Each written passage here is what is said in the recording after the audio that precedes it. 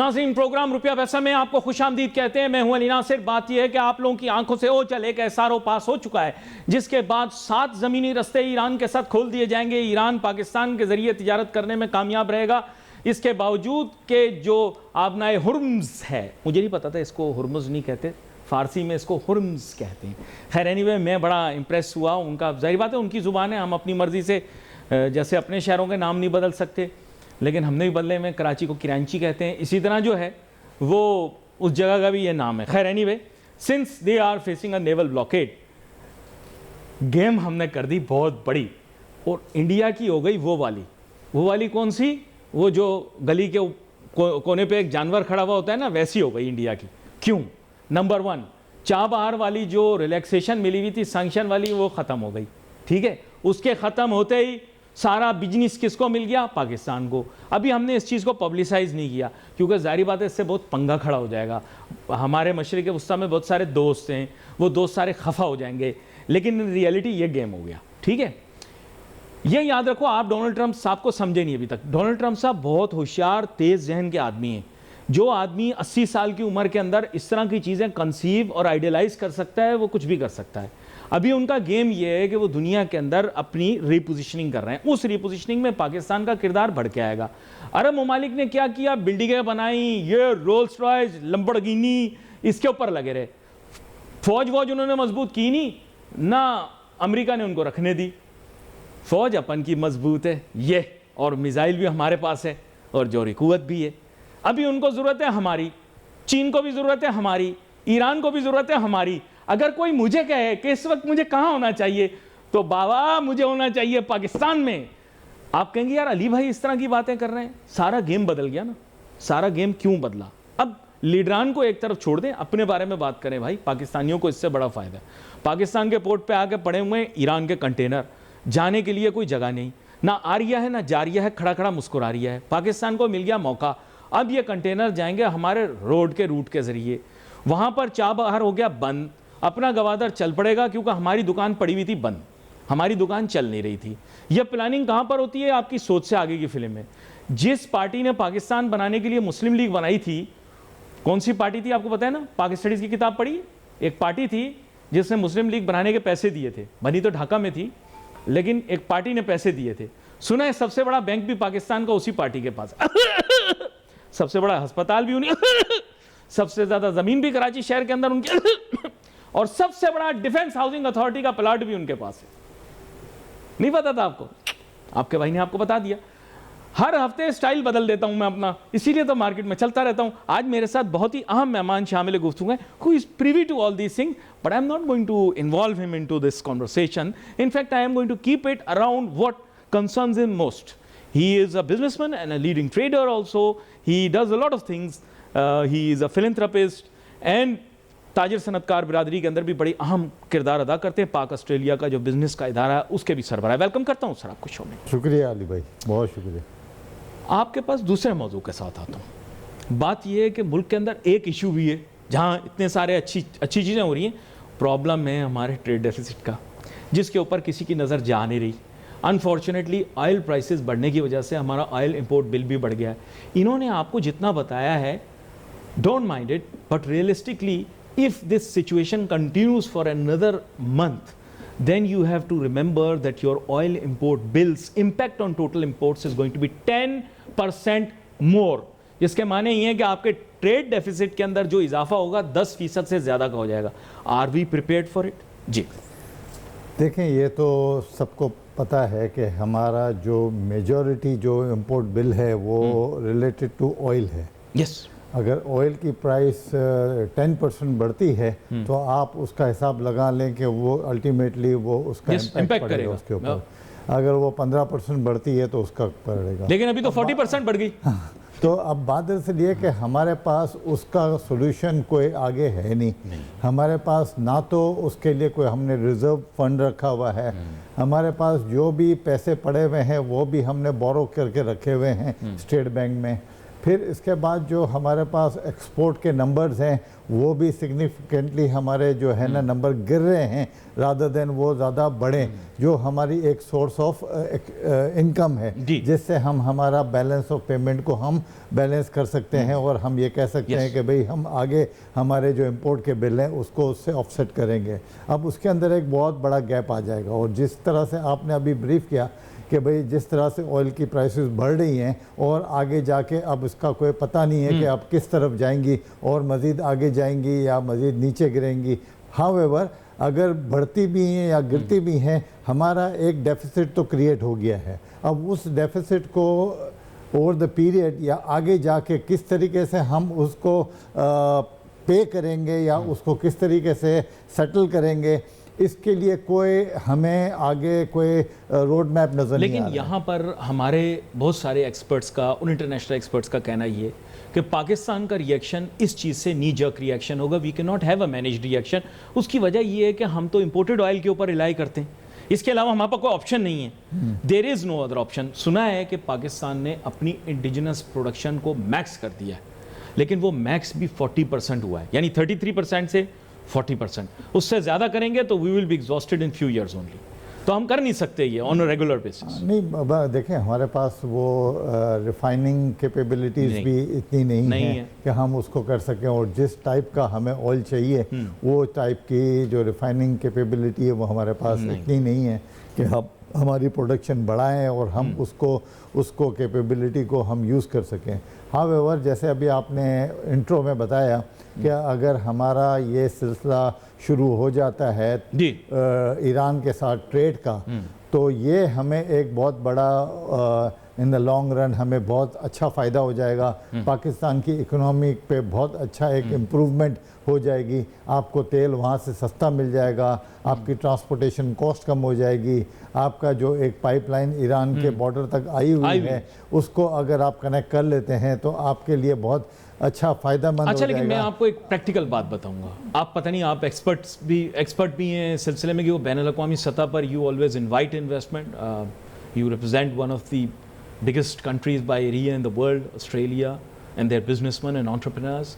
बात ये है कि अगर हम लोग बोल रहे हैं पाइपलाइन, मैंने किससे पूछा, उन्होंने कहा pipeline is going to be too expensive for you. If you can have an effective land route and just make an oil terminal where all the oil comes and it works differently, pipelines and logistics। उससे वो ये कहते हैं कि अगर आप terminal भी बना लो तो जैसे आप भर भर के टैंकर लाते जाओ तो then even you can manage on a quick basis। अगर आपको जल्दी वो ऑयल चाहिए, so don't get into the part about the pipeline because it's also dangerous। Balochistan is not very safe, let's be very frank। तो main M ये है कि उनका कहना ये है कि अगर आप एक सेफ रोड कॉरिडोर क्रिएट कर देते हैं और उस पर आप टैंकर्स की ट्रांसपोर्टेशन शुरू कर दें ऑयल टर्मिनल बनाकर, जैसे बहुत सारे ममालिक में होता है, तो you would be able to get oil to some of the strategic centres of your country including Karachi.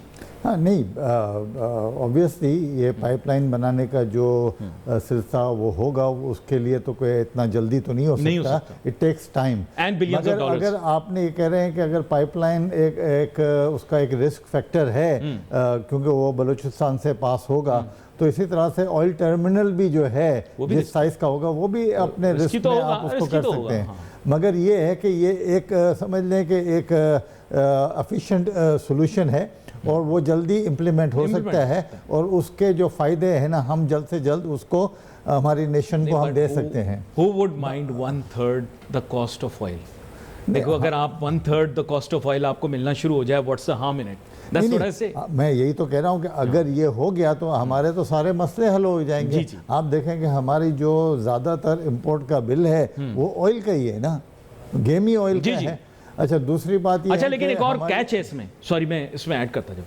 इसके माने ये है कि आप जैसे businessman, let me be very frank, अगर आपने सैंक्शन से हटके काम करना है, that means Pakistani will have to go establish a company which will bring that oil here, because if you will use an Iranian entity for doing it, you may be hit by sanctions at some point in time, क्योंकि उनका ownership के ऊपर बड़ा specific ये controls हैं कि आप उनकी गवर्नमेंट को नहीं दे सकते, उनकी गवर्नमेंट एंटिटीज़ को नहीं दे सकते, उनकी सैंक्शन एंटिटीज़ को नहीं दे सकते।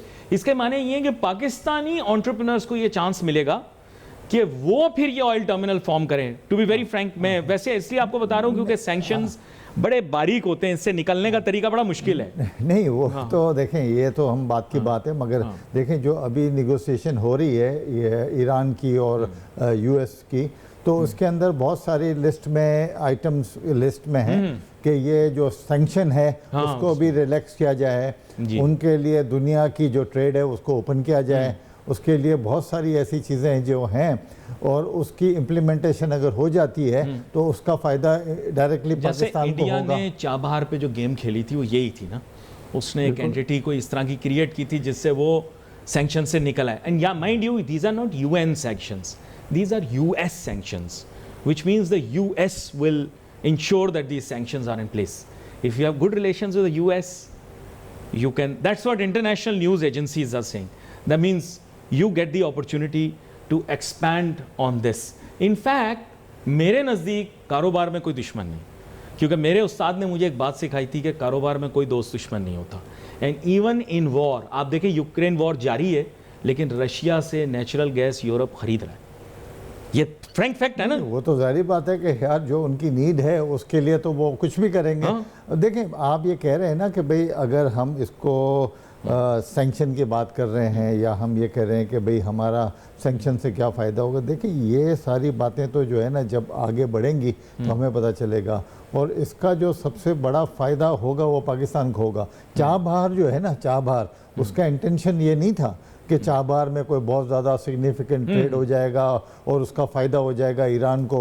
चाबहार में जो इंडिया ने अपनी एक्टिविटी के लिए जो जोन बनाया था वो पाकिस्तान को डिस्टर्ब करने के लिए बनाया था। वो उसका कोई इरादा ये नहीं था कि भाई मैं वहाँ से कोई ट्रेड करूँगा या ईरान को फ़ायदा होगा या उससे ट्रेड को फ़ायदा होगा। उसका इंटेंशन सिर्फ और सिर्फ यही था कि पाकिस्तान को वहाँ से बैठ के मॉनिटर करे और उसके अंदर वो अपने जो एजेंट्स को जो है ना वहाँ से इन्फिल्ट्रेट करें, इंटरफेरेंस करें, और हमारा जो सूबा है बलूचिस्तान उसको हमेशा डिस्टर्ब ही रखे।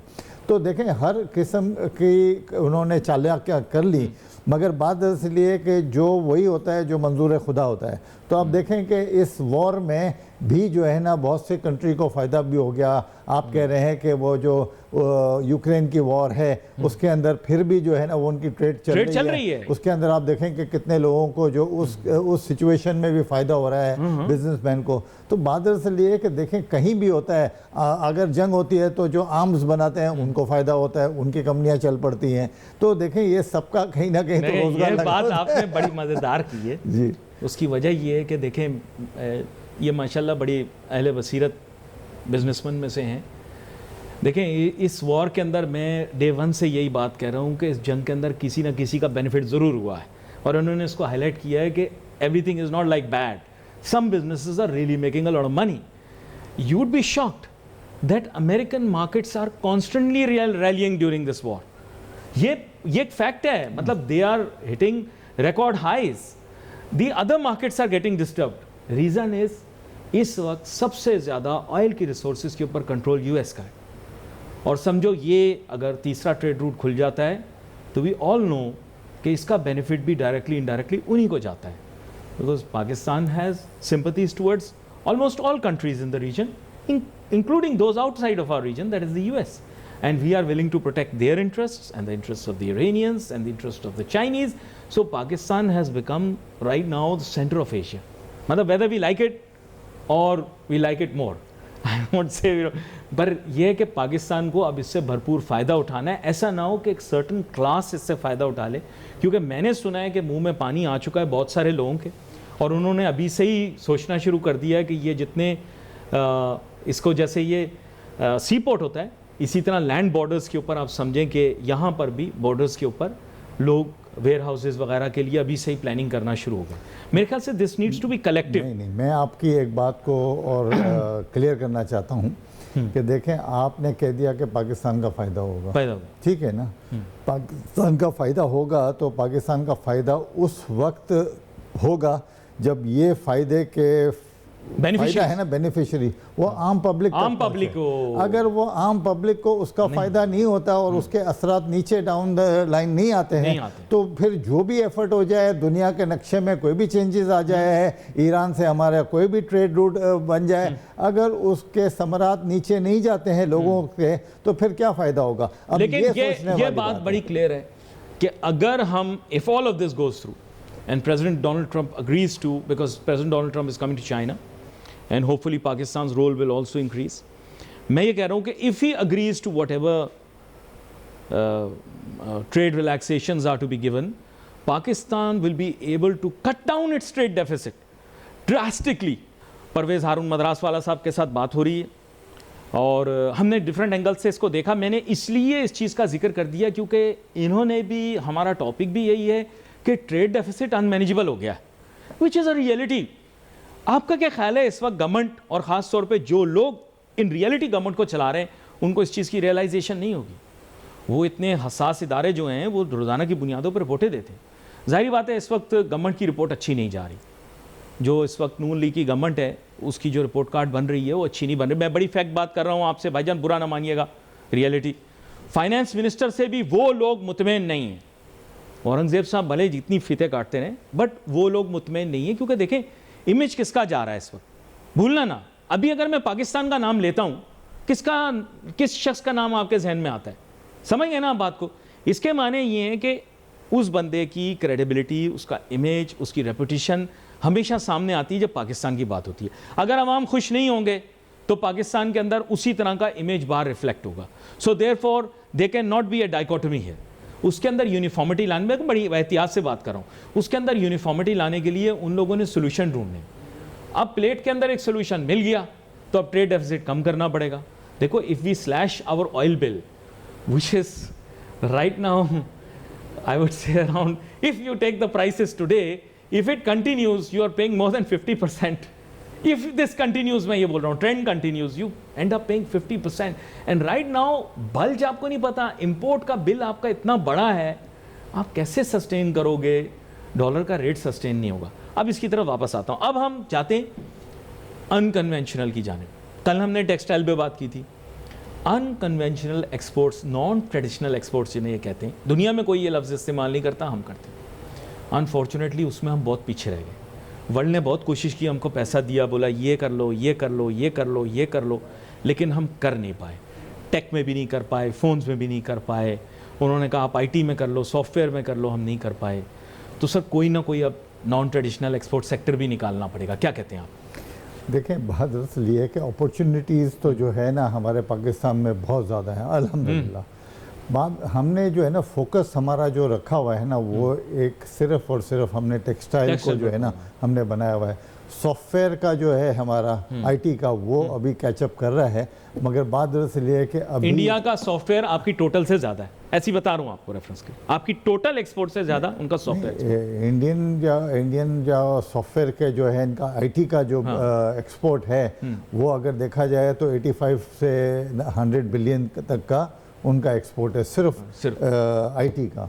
तो वो तो आप बात छोड़ ही देना कि भाई हमारा टोटल एक्सपोर्ट क्या है, आप देख लें तो सब मिला के भी 28 से 30 बिलियन का है। जी जी। तो इंडिया की बात हम इसलिए नहीं कर रहे हैं कि इंडिया हमसे 10 गुना बड़ा है और उसने उसके अंदर सॉफ्टवेयर के अंदर वो बहुत पहले से इंटरनेशनल मार्केट को कैप्चर कर चुके हैं और उन्होंने उसके अंदर बहुत काम किया है इंटरनली। उन्होंने अपने शहर से शहर बना दिए हैं जिनका काम ही यही है। बेंगलुरु जो है वो काम इस पे कर रहा है। तो बात इसलिए कि आप उसको कंपेयर नहीं कर सकते। हाउएवर, आपने जो ये बात कही ना कि हम दूसरी जो है ना नॉन ट्रेडिशनल आइटम्स को हम ऐड करें, अब नॉन ट्रेडिशनल आइटम को ऐड करने के लिए हमें हमारी एक्सपर्टीज़ चाहिए, हमारे वो लोग चाहिए जो उस चीज़ को लेके आगे बढ़ें।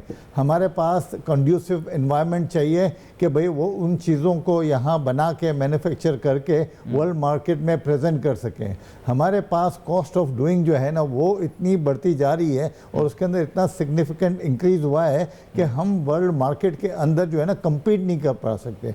जो एग्जिस्टिंग हमारे पास जो आइटम है जिसको लेके हम एक्सपोर्ट कर रहे हैं और उससे हम एक्सपोर्ट के नंबर बढ़ाने की कोशिश कर रहे हैं, उसके अंदर पाकिस्तानी जो बिजनेसमैन है वो स्ट्रगल कर रहे हैं जस्ट बिकॉज के हमारी कॉस्ट ऑफ डूइंग है, हमारी एनर्जी कॉस्ट ज़्यादा ज़्यादा है, हमारा टैक्स ज़्यादा है, हमारे पास ट्रांसपोर्ट का सिस्टम सही नहीं है, हमारे पास रोड नेटवर्क सही नहीं है, हमारे पास इंडस्ट्रियल जोन की जो हमारी हालतें हैं यहाँ, उन हालत के अंदर हम क्या करेंगे। और फिर जो बाहर से जो लोग आते हैं, जो आपके बाहर आते हैं, वो आते ही उसी लिए जगह पे हैं जहाँ वो देखते हैं कि यार उनके लिए आना जाना इजी है, आना जाना इजी है। हमारे यहाँ तो जो बाहर आते हुए भी वो बोलता है कि I don't want to come, आप आ जाओ मेरे पास। तो अगर आप वहाँ जाते हैं उनसे बिजनेस लेने के लिए, तो वो अपने टर्म्स एंड कंडीशन पे बिजनेस देंगे, हमारी उसकी प्राइस में देंगे। People will really mind it.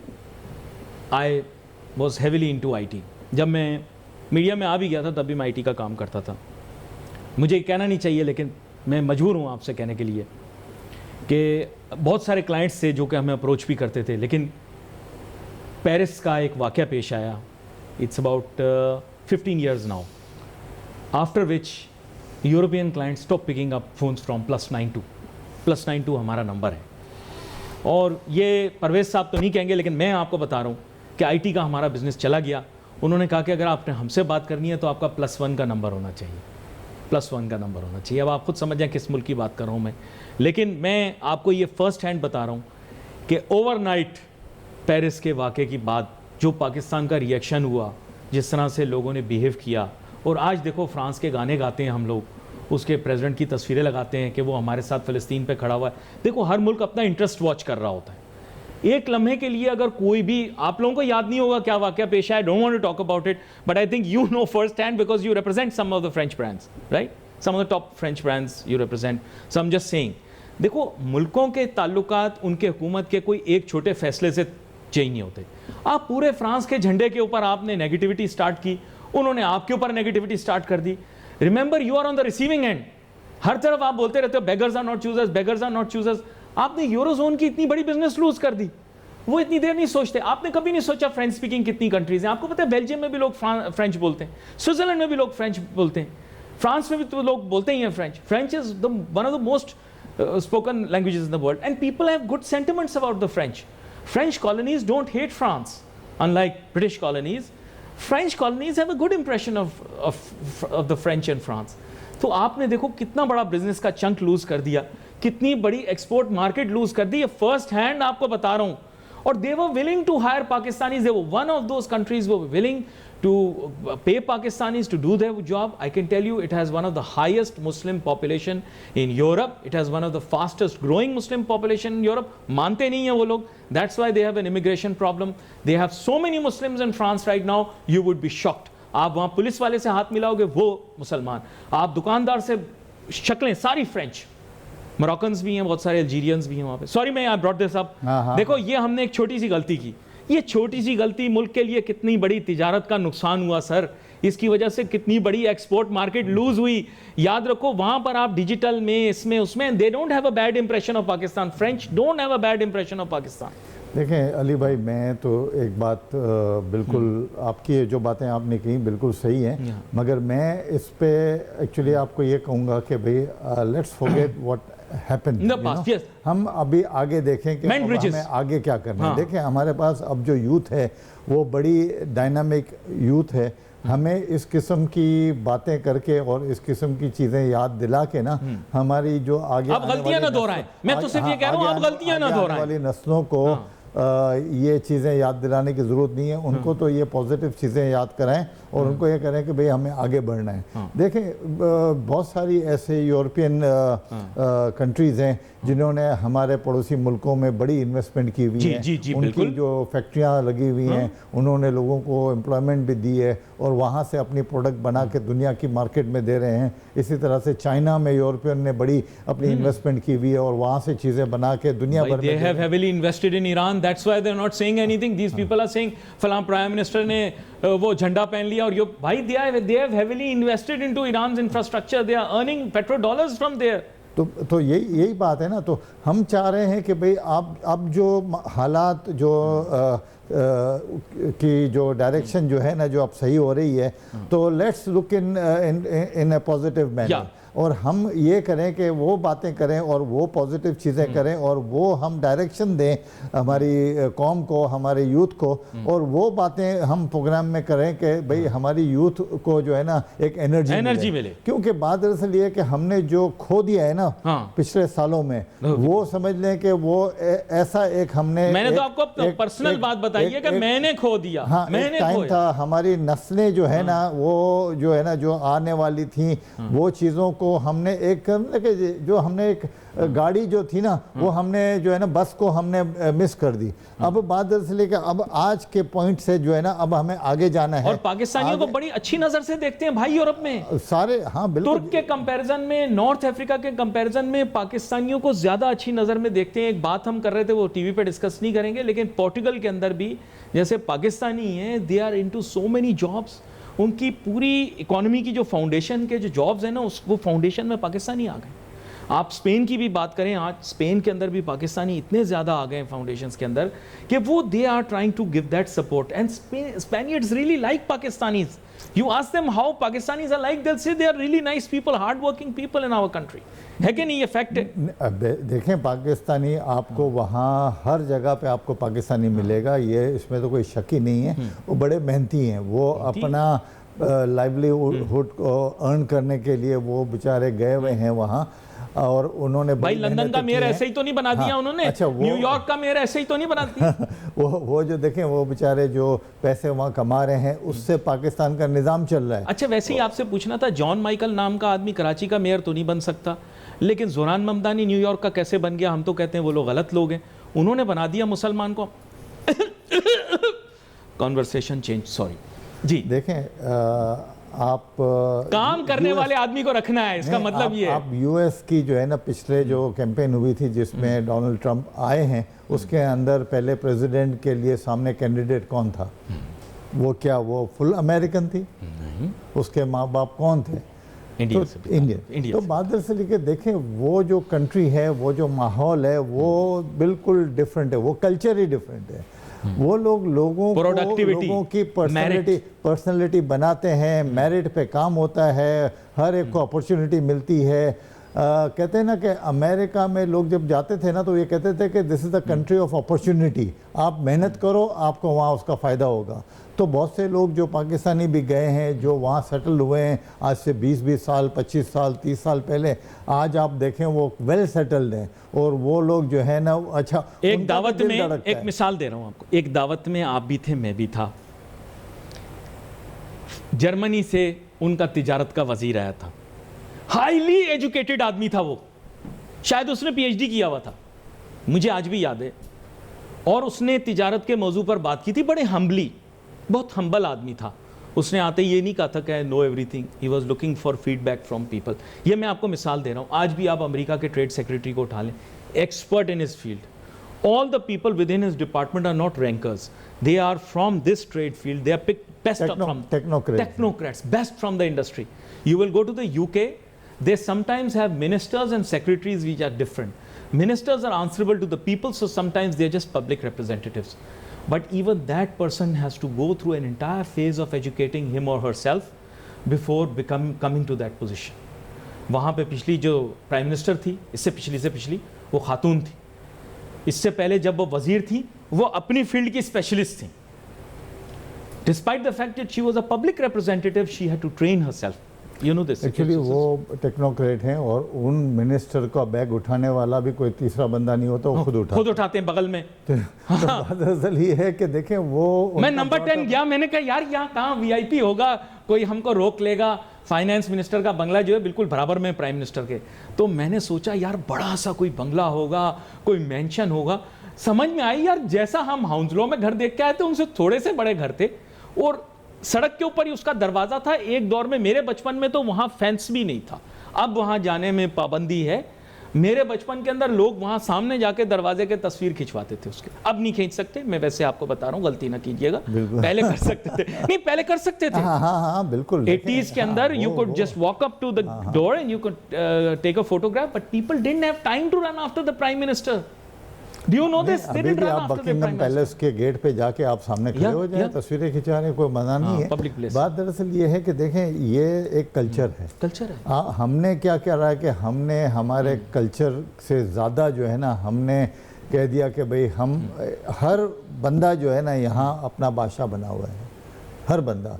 तो अगर आपकी जो सोच है ये है कि भाई मैं बादशाह हूँ, हर बंदा उसमें मिनिस्टर छोटा भी है बड़ा भी है, हर बादशाह बना हुआ है, तो अगर बादशाह तो काम नहीं करता है ना, यस ठीक है ना, बादशाह तो काम नहीं करता है और बादशाह से आप एक्सपेक्ट भी नहीं कर सकते कि वो काम करे, वो आपको डिलीवर करे।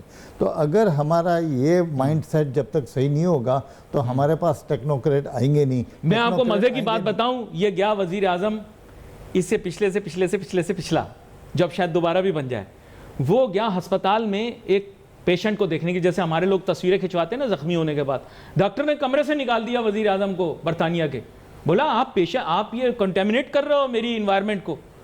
डॉक्टर ने वजीर आजम को कमरे से निकलवा दिया, बोला भाई ये फोटो सेशन की जगह नहीं है, ये बीमार है, पेशेंट है, ये कंटेमिनेट कर रहे हो आप। तो वो थोड़ी वजीर आजम ने जाकर सस्पेंड कर दिया, मैं डॉक्टर को सस्पेंड करता हूं, वो सॉरी सॉरी कह के बाहर गया, आई एम सॉरी सॉरी। और मैं आपको बताऊं वहां पर, इसके बाद वापस ट्रेड डेफिसिट पे प्रॉमिस, इन्होंने जो बात अभी की ना, आपको अगर काम करवाना है वहाँ पे आप अगर किसी को कहने, ये अबल तो इस तरह की चीज़ें होती नहीं कि सड़क टूट गई या पाइप, लेकिन अगर शहरी कोई मसला हो ना तो लोग वजीर आजम को नहीं ढूंढते, अपने इलाके के काउंसलर को ढूंढते हैं भाई। और अगर काउंसलर उनको नहीं मिले ना तो फिर वो ऐसी की तैसी कर देते हैं। मैं बता रहा हूँ, वो कहते हैं भाई हमारी कॉन्स्टिट्यूंसी का जो काउंसलर है उसका ये जिम्मेदारी है, वजीर आजम की थोड़ी जिम्मेदारी है हमारी सड़क ठीक करें, हमारी पाइप ठीक करें। आई am just telling you this is how it works. यही तो मैं कह रहा हूँ कि हमारे इंडस्ट्रियल जो जोन है उनकी जो हालत ऐसी है कि हम एक्सपोर्ट क्या करेंगे, ठीक है ना। तो और इसके लिए हमें क्या करना पड़ता है कि हमें रिक्वेस्ट करना पड़ता है वजीर आजम को, हमें रिक्वेस्ट करना पड़ता है कि भाई जो हाईएस्ट अथॉरिटी इन द जो हमारे पाकिस्तान को चला रहे हैं उनको रिक्वेस्ट करना पड़ता है, बिजनेसमैन को, कि खुदारा आप आएँ और ये सब चीज़ें, सड़कें, ब्रिजेस, ये वो सही कर दें, पानी का मसला हल कर दें, बिजली का मसला हल कर दें। अब ये जो डोमेस्टिक इश्यूज होते हैं ये तो जो है ना वो नीचे जो इदारे हैं उनको करना चाहिए। यही देख अच्छा, लें वो आप, इदारे बने ही इसके लिए हैं कि भाई आपको फैसिलिटेट करें, रादर देन आप जाओ और हाईएस्ट जो लेवल का जो बंदा है आप उसको जाके कंप्लेन करो। ये तो किसी दुनिया में नहीं होता है। देखें मैं आपको बता रहा हूँ, इसी सड़क के ऊपर, यही मैन कुरंगी रोड के ऊपर $1 बिलियन इंडस्ट्रीज भी, कोई कहता है तो मैं उसको लेके चलता हूँ। आपको पता है लैंड प्राइसेस इस वक्त कुरंगी में इतनी हैं कि अगर आप सिर्फ प्लॉट की और लैंड बिल्डिंग की प्राइस कैलकुलेट करेंगे ना, गोरे के बाल खड़े हो जाएंगे, क्योंकि पाकिस्तान के अंदर कॉस्ट ऑफ डूइंग बिजनेस इतनी हाई है। कमाते भी होंगे, आई डोंट नो, वो ये बेहतर बताएंगे कितना कमा रहे, लेकिन $1 बिलियन इंडस्ट्रीज भी दिखा दूंगा आपको। और इन रियलिटी भी कुछ $1 बिलियन इंडस्ट्रीज हैं कि जो $1 बिलियन एक्सपोर्ट कर रही हैं। इससे अगले चौक पर है 2-3 इंडस्ट्रीज वो कर रहे हैं, उनका क्लेम भी ये है कि हमारी सेल्फ फाइनेंसिंग, हम बैंक से लोन भी नहीं लेते, आई डोंट नो। लेकिन मैं एक फ्रैंक फैक्ट आपसे कहना चाहूँगा, मैं चाइना के इंडस्ट्रियल एरिया में गया हूँ जहाँ की सड़कों की हालत इतनी बेहतरीन है कि आप सड़क पे गिरी हुई चीज़ उठा के खा सकते हैं। ये हर जगह नहीं, चाइना में बहुत सारे इंडस्ट्रियल एरियाज़ हैं, कुछ गंदे मंदे भी हैं, I will be very Frank, लेकिन जो बहुत सारे इंडस्ट्रियल एरियाज़ हैं उतने साफ़ सुथरे बने हुए हैं कि मैं खुद शौक में आ जाता था कि यार ये इंडस्ट्रियल एरिया है या ये क्या है। वो कहते थे भाई कुछ इंडस्ट्रियल एरियाज़ हमारे बने इस तरह से हुए हैं कि ISO स्टैंडर्ड्स हैं, सफाई सुथराई है, गवर्नमेंट उसको देखती है। फिर फैक्ट्री वाला मुझे कह रहा है कि जी, मैंने बोला आपको बिज़नेस करने में बड़ी मुश्किल होती है। वो कहता है नहीं भाई हम तो जल्दी जल्दी फैक्ट्रियाँ बेचते भी जाते हैं, ख़रीदते भी जाते हैं। मैंने कहा how do you do it? कह रहे हैं कि भाई देखो इलेक्ट्रिसिटी की कॉस्ट हमारे लिए स्केल बढ़ाते हैं, स्केल बढ़ाते हैं।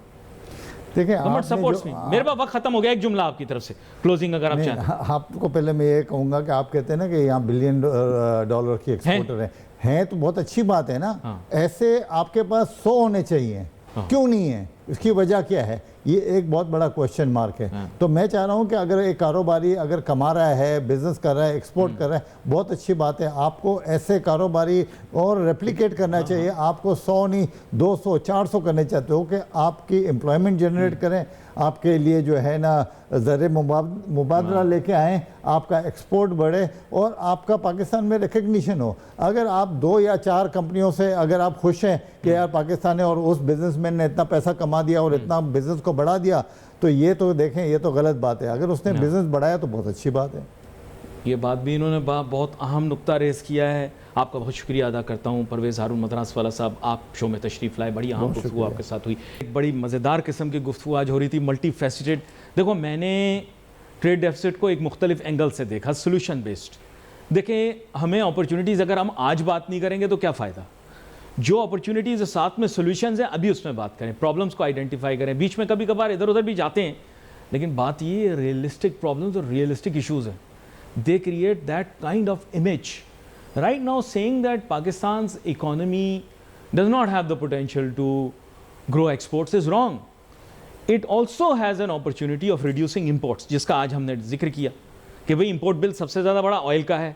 आपके ख्याल से वहाँ पर होमवर्क नहीं हो रहा होगा इस्लामाबाद और उसके इर्द गिर्द के शहरों में कि भाई how to get this trade deficit down.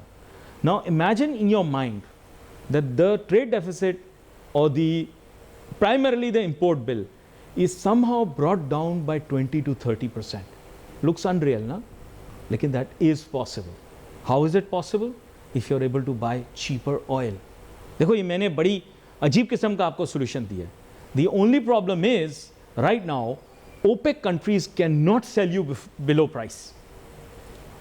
Oil exporting countries जो हैं OPEC and OPEC plus, Russia में भी, क्योंकि ओपेक प्लस रशिया में इंक्लूडेड है, Russia sometimes gives discounted oil, but OPEC countries will not sell you below the price that they set. उनका cartel ही इसी तरह काम करता है, उनका एम ही है, which is of course led by Saudi Arabia. Of course there is one non Arab country in it which is Venezuela, which has the largest unexplored oil reserve. उसके अलावा जितने ममालिक हैं, they will have to sell at a price not below it, उससे कीमत कम नहीं देंगे। तो लेट्स बी वेरी क्लियर कि हमें फिर उस मुल्क से लेना पड़ेगा जो हमें कम कीमत में देगा। तो देखते हैं अब इसको गवर्नमेंट किस हद तक एक्सप्लोर करती है, how does it fix it, because right now going towards Russia is impossible.